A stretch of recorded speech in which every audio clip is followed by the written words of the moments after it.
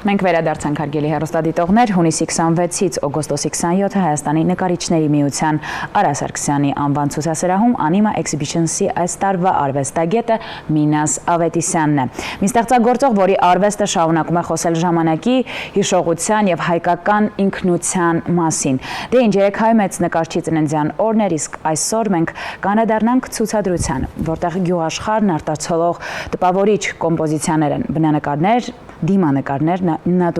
նատյուրմորտներ եւ որմնանկարներ։ Հուզված եմ շատ երեկվա էմոցիաներից հետո եւ մեր առաջին ֆանտաստիկ հյուրերն են լրատվամիջոցների հետ կապերի պատասխանատու Անժելա Խաչատրյանը, Լույս Արավոտի եւ ցուցադրությունների համակարգող Ռոզա Ներսիսյանը։ Իրականում ես բավականին հուզված եմ,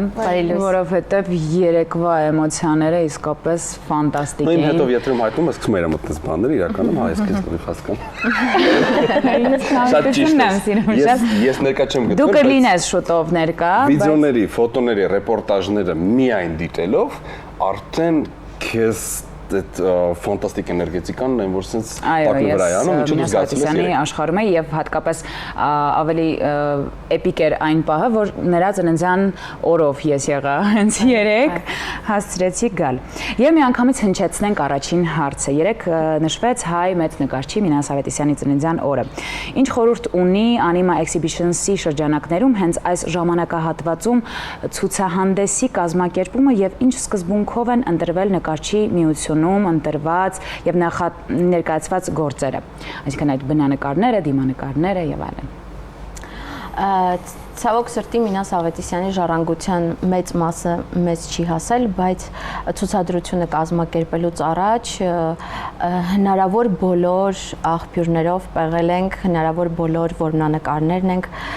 թվայնացրել, ընտանիքի անդամների հետ համագործակցել ենք եւ բոլոր գրքերով, թանգարանի ինֆորմացիան նկարները,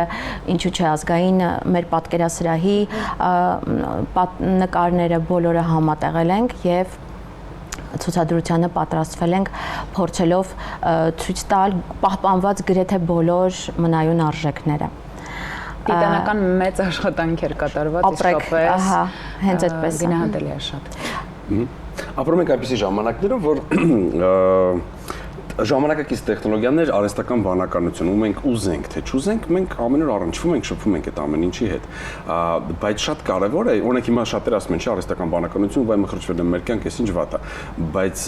շատ կարևոր է այդ գործիքները ճիշտ օգտագործել կամ այսպես ասած, եթե ճիշտ մարդկանց ձեռքում են այդ գործիքները, ինչը այսօր մենք տեսել ենք նկարիչների միությունում։ Ես կուզեմ այդ ամենի մասին խոսել, որովհետև սա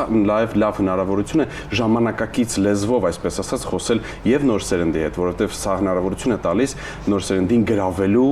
եւ մեծանուն հային ծանոթ լինելու, որտեղ ցավոք սրտի այսօր շատերը միգուցե չգիտեն նրա մասին ընդհանրապես, բայց սա լավ հնարավորություն է եւ իրեն ծանոթ լինելու եւ իր աշխատանքներին ծանոթանալու եւ առհասարակ նոր անկյունից այս ամենը յուրաքանչյուրիս համար էլ ավելի հետաքրքիր է դարձնում։ Սա նոր ձևաչափ է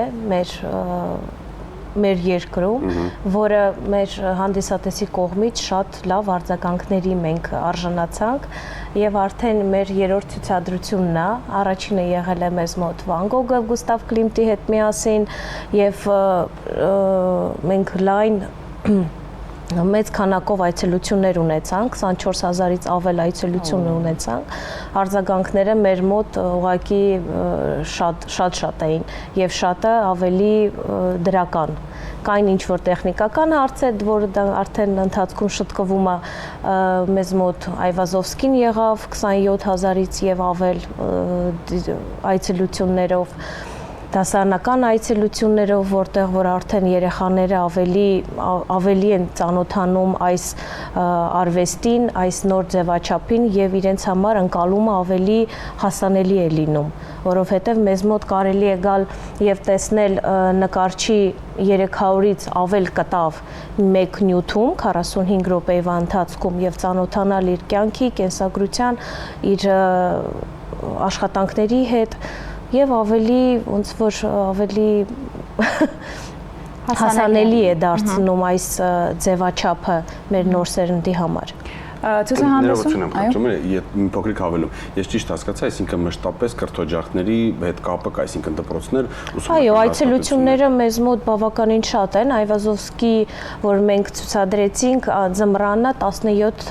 կներեք 11000 եւ ավել երեխաներ են ընդունել։ Դասարանական այցելությունները շատ են եղել։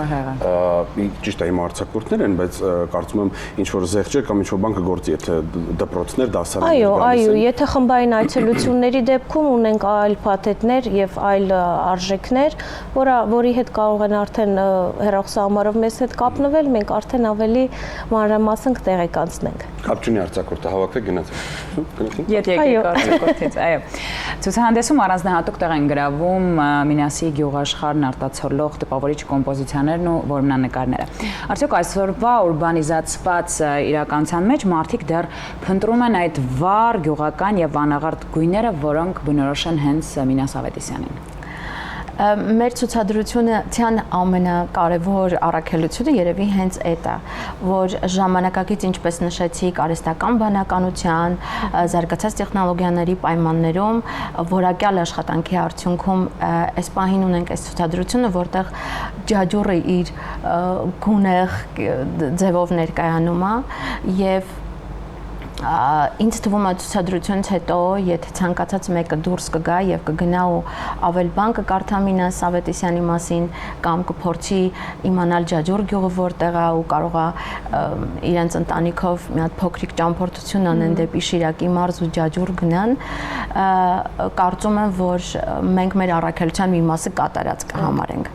որովհետեւ պատահական չի, որ Ջաջուրը Մինասի սնուցման, ոգեշնչման կենտրոնն է, սկզբնաղբյուրը, որովհետև այդ գյուղը հենց այդպիսին էլ կա։ Եթե ստացվել է Գյումրիից Վանաձոր գնացել եք ու ճանապարհին անցել եք այդ գյուղի կողքով, այդ լանդշաֆտն ու այդ բնապատկերը, որի կողքով մենք անցնում ենք, ինչ որ միտեղ հասկանում ես, որ ինչպես ստացվեց, որ Մինասը այսքան ոգեշնչվեց այս փոքրիկ գյուղից, որովհետև այդ վառ գույներով եւ այդ սիրուն լանդշաֆտով տարածքը տիպիկ հայկական Մինասին շատ մեծ սնուցել է իր արվեստի մեջ։ Իդեպ այս ճամփորդության ընթացքում, որին որ դու արդեն հասցրես ներկա լինել,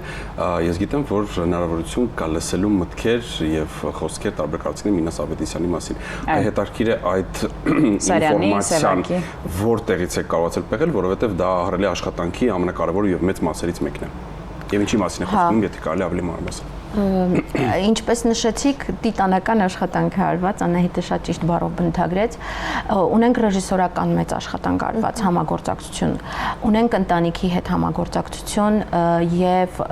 բոլոր գրքերի եւ ինֆորմացիային հասանելիություն ենք ունեցել։ Թանգարաններով ենք պտտվել, ազգային պատկերասրահից ենք օգտվել, տուն թանգարանի աղբյուրներից ենք օգտվել եւ բոլոր հնարավոր տեղեկատվական աղբյուրներից հավաքագրվել եւ ամիսներով խմբագրվել եւ հավաքվել է այն ամբողջ տեքստային նյութը, որը երեք լսել եք։ Եվ ինչպես նշեցիք, մինչև հաղորդմանը միանալը մեծ ձայնային ուղեկցությունը Բաբկեն Չոբանյանինն է, Արթուր Կարապետյանին է եւ Սամվել Թոփալյանին է։ Դա էլ է շատ կարևոր։ 43 րոպե շատ կարևոր է լսել տեքստ, որը հասանելի կլինի եւ որը կլինի շատ պրոֆեսիոնալ մասնագետների կողմից, որպեսզի տեքստ եւ նյութ համակցման արդյունքում չկտրվես, չհոգնես, կարողանա տեղ հասնել այն նյութը, որը այս պահին լսում ես եւ այն պատկերը, որ դիտում ես։ Դուք շփում եք ունեցել Մինաս Ավետիսյանի ընտանիքի անդամների հետ, թանգարաններ, այսինքն մեծ բազա եք ունեցել ինֆորմացիայի եւ որքան էլ օրինակ հիմա պարզապես համացանցում կարելի է գրել Մինաս Ավետիսյան եւ ինչ որ X ինֆորմացիա ունենալ, կարծում դուք ավելի մեծ ինֆորմացիա եք տիրապետում եւ արդյոք եղել է ինչ որ բացահայտում ձեր համար, որը օրինակ մեծ հաճույքով նաեւ կիսվեք մեզ հետ, որը կարծում շատ-շատերս չգիտենք էլ։ Մինաս Ավետիսյանը այնքան բացառիկ անձնավորություն է եղել, ինքը շատ նորարարական մտածելակերպ ա ունեցել ժամանակի համար։ Ինքը իր արվեստը շատ մեծ արագ զարգացում ա ապրել իր ստեղծագործական տարիներին եւ այո, շատ էին նման բացահայտումները։ Մի քիչ խոսեցինք, ոնց որ քիչ անդրադարձանք որմնանկարներին, որը ինքնատիպ բացառիկ բան է մեր նկարչության մեջ, որն է նկարչությունը, ցավոք սրտի էլի ավելի քիչ մասնապահպանվել, բայց կարծում եմ, որ ցուցադրությունից հետո էլ ցանկացած մեկը Զվարթնոցի օդանավակայանի սպասասրահում գլուխ կբարձրացնի եւ մեկ անգամ եւս ավելի ուշադիր կտեսնի, շատ ուրախ ենք, որ պահպանվել է ու այսօր այդքան մեծ նշանակության վայրում ա գոնե այդ մեկը։ Շատ հետաքրքիր պատմություններ, հա, շատ մանրամասն փաստեր ունենք, այն որ ինձ կոնկրետ ամենաշատը հուզել է շատ վառ անհատականություն ըմբոստ մարդ լինելով հանդերձ, այդքան փխրուն հայր լինելը, այդ տեղեկությունը հատկապես տղաներից ենք իմացել, իրենք պատմում էին, թե ինքը ինչքան զգուշավոր հայր էր, ինչքան փխրուն հայր էր եւ երբ որ իրենք քնում էին, ինքը գալիս եւ ստուգում էր արդյոք շնչում են, արդյոք հանգիստ քնած են, շատ նուրբ հայր ա եղել։ Այդ երկու անձերի համատեղումն է երևի այսքան մեծ գլուխգործոցների արդյունք։ Նամանավանդ, եթե մենք նայում ենք, մի փոքր հետ գնանք, հա, նայելով իր պատմությունը, որ իր հայրը խիստ է եղել իր հանդեպ, այսինքն դեմ է եղել, որ նա զբաղվի նկարչությամբ, նա թաքուն է արել դա ու 17-18 տարեկանում նոր զբաղվել պրոֆեսիոնալ նկարչությամբ, ինչ եք կարծում, որքանով է դա իր մեծ ազդեցություն ունեցել իր վարպետ դառնալուն, հա, այսպեսի Մինաս Ավետիսյան դառնալու, լավ այսպես ասեմ։ Ինչ թվում է բոլոր խիստ հայրերի կողքին կան շատ խելամիտ մայրեր։ Մինասի Պարագյանի այս դեպքում էլ այդպես եղել։ Ես ինչպես հասկանում եմ, Մինաս Ավետիսյանի համար մոր կերպարը շատ նշանակալի դեր է ունեցել իր կյանքում։ Ինքը շատ խորիմաստ, խորաթափանց մայր է ունեցել։ Զգայական կին է եղել։ Շատ զգայական կին է եղել։ Ու ես երբ որ նայում եմ նկարներին, ես տեսնում եմ, որ երևի մեր մոր շնորհիվ ինքը այդքան սիրուն գյուղացի կանանց նկարել է իր նկարներում։ Ուժեղ կանայք են հեզ կեցվածքով, համեստ հայ աշխատավոր կանայք են, բայց անսահման հզոր ներուժով։ Որովհետև հատկապես պատերազմի տարիներին ստացվում է, որ գյուղը մնացել է առանց տղամարդկանց եւ գյուղում այդ բոլոր աշխատանքները մնացել են կանանց ուսերին եւ երևի ինքը մանուկ էր, հենց այդպես էլ կա պատմությունը, որ փոքր տարիքում հետևում էր այդ կանանց եւ շատ ներշնչվում հայ կնոջ ուժով, որի ուսերին էին այդ պահին գյուղի ամբողջ հոգսերը։ Ցուցադրության ընթացքում իրականում մի հատված կար, որ ամեն շատ ինձ հուզեց, որ 1972 թվականի հունվարի 1-ի լույս գիշերը տեղի ունեցավ հրդեհ, որտեղ 300-ից ավել, այսինքն նկարներ այրվեցին։ Ինձ շատ հետաքրքիր է ու այնտեղ շատ գեղեցիկ է ասվում, որ առաջին անգամ Մինասը լաց է լինում։ Եվ նա ցավում էր հատկապես 50 նկարների համար։ Որոնք են այդ 50 նկարները? Արդյոք ունեք տեղեկություն, ունենք ինֆո։ Այն լուսանկարներ, այսինքն այն նկարներն են, որոնք պետք է ցուցադրվեր Վիեննայի։ Այո, նախապատրաստում էր ցուցադրության, հենց այդ փաստորեն ամենակարևոր նկարներն էին իր համար, որովհետև Վիեննայի ցուցադրությունը հաստատ ամենանշանակալի իրադարձությունն էր, ընդհանրապես թե դրանք որ նկարներն էին կոնկրետ։ Հենց կոնկրետ անվանումներով ոչ, բայց ես գիտեմ, որ շատ մեծ կորուստ էր համարվում իր եւ ընտանիքի եւ ընկերների եւ այդ ժամանակաշրջանի ամենաառողջ արվեստագետ։ Նա ոչ ինքը չի կարողացել ուշքի գալ այդ ամեն ինչից հետո։ Շատ մեծ ստրես։ Ու ամենահետաքրքիրը այն է, որ ասվում է, որ նա նույնիսկ չէր ծխում, այսինքն եթե ծխից կամ ինչ որ կամ էլեկտրական սարք չէր, այսինքն կազմակերպված հատուկ։ Լավ, անցնենք առաջ։